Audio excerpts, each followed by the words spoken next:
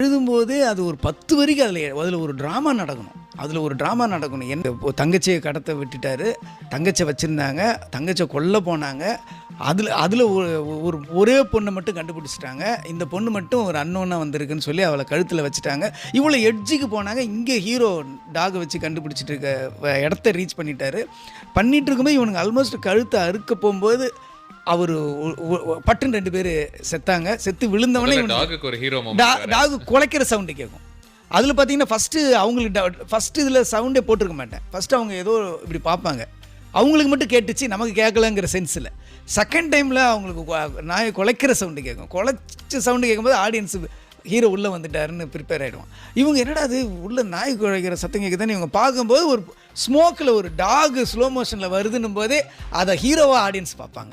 so அந்த டாகுக்கு ஒரு claps பண்ணி முடிச்சிட்ட பிறகு எப்படி ஒரு டாக் வந்து நீ ஷாக்காக